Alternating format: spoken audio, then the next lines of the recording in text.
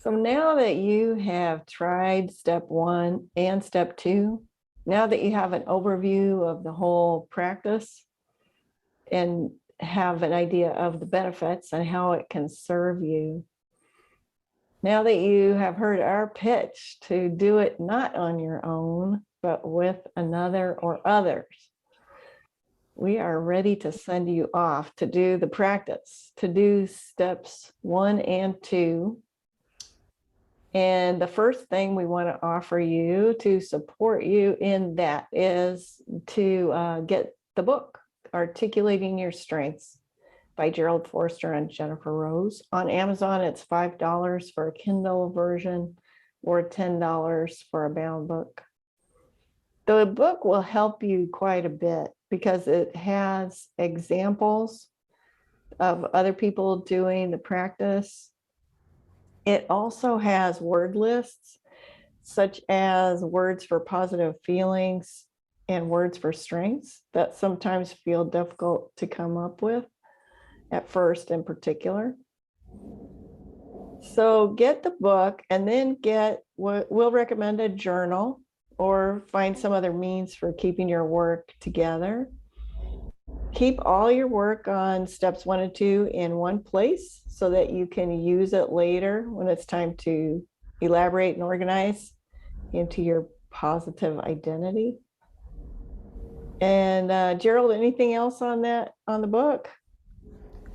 No, I think it's really important to get it because there's so much there that would help you that not having it would be a big difference. So I really think it's important to get it, and it's so inexpensive to get. And if you're really desperate and don't have the money, let us know and we could even send it to you. So that I think is definitely you need to have the book to do the practice. All right. Can you tell us about the website? Yeah, the website is also going to help you, not as much as the book, but it'll give you new ideas and so forth. It has kind of a description of the purposes and a different way of motivating you to want to do it. And it starts out with I think if you want to look at it, there's a short video there where Jennifer and I did where we talk about it as the mirror metaphor. And in that watching that mirror metaphor, you get a little bit better idea about what the process is about. Because it's in a way you're talking about yourself and expanding your ideas about yourself. And when you look in a mirror, of course, you are thinking about yourself. And when you brush your hair and brush your teeth and so forth, you're improving yourself. And in a way, that's what this practice is. Also, it's a way to look at yourself and make yourself better. So that's important. And the other things there'll be examples of it, like there are examples in the book, but there'll be different examples of it on the website. So those two things, when you have the book and looking at the website, you'll have lots of help for doing it. Yeah, that's right. And you can also keep in touch with us. We've been in touch with you by email, so you know how to reach us. Yeah. Mm-hmm. And Yeah. the next question is, how long should you practice steps one and two to get ready for the next steps? You should practice steps one and two until you feel comfortable with them. So you might choose to do it until you have 10 strengths that you feel like really represent who you are, or you might choose to do it for 40 days or so. But the way you'll feel when it's time to move on is that it's no longer really difficult to think of a positive moment and to articulate a strength.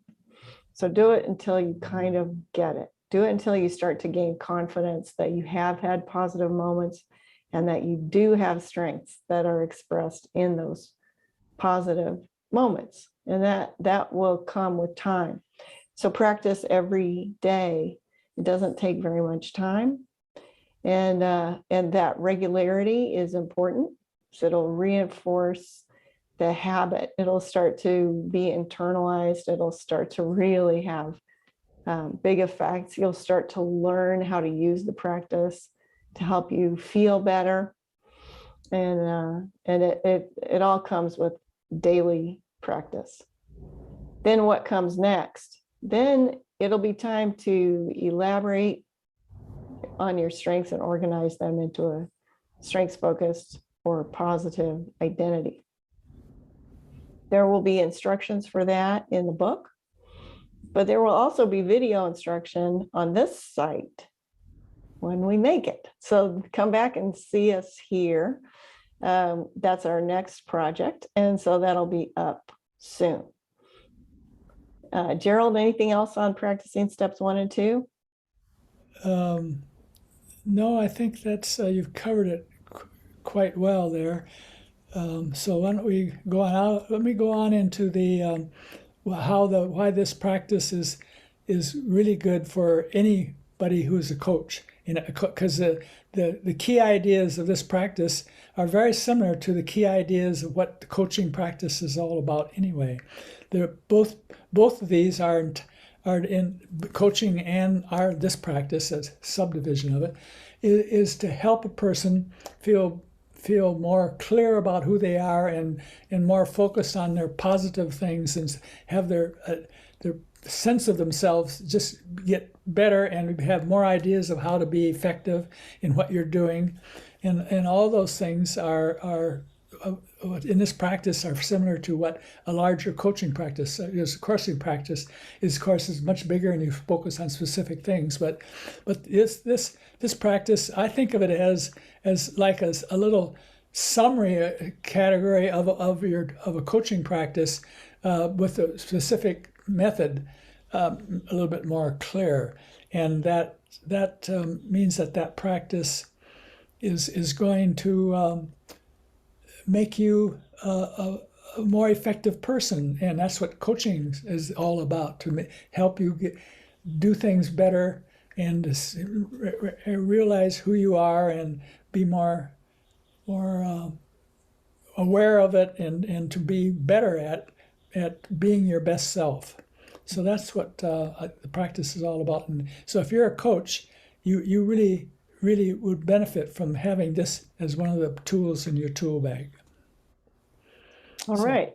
So go out there and practice. Savor your positive moments, articulate and own your strengths, and we'll see you soon. Anything else, Gerald? Nope, that's it. All right.